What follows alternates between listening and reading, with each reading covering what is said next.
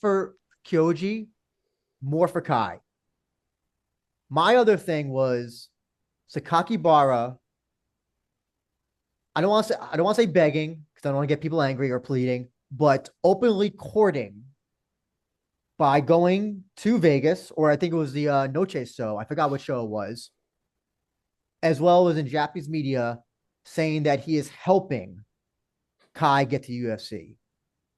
I have a problem with that from a business perspective and also because I hate UFC. And what, because, and if there's anything we've learned yesterday from that commentary, UFC doesn't care about anybody else besides themselves.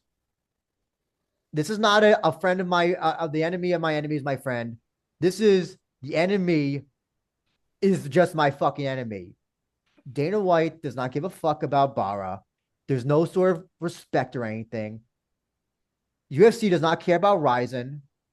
They will gladly run a show in Japan on the same day as a RIZIN show, and they will not, as long as they get paid to get there, to put on their dumb show, and they will not give a fuck.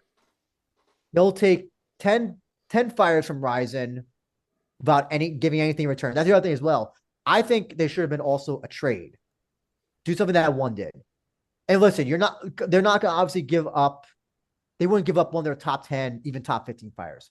But just willy-nilly giving up your second biggest fighter without anything in return, I think is baffling.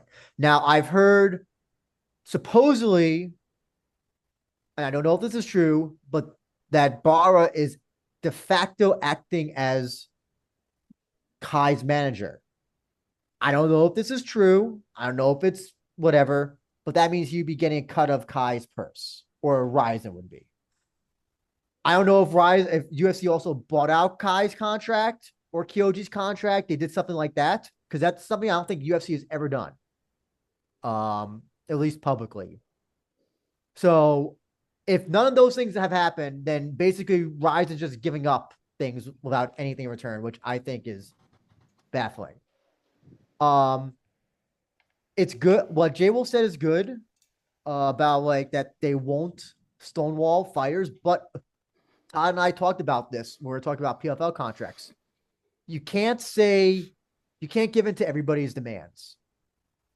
What happens if Kyoei Hagiwara one day just says, you know what? I've been undefeated. I've undefeated in RIZIN for the last 2 years. I beat Mika. If he fought Mika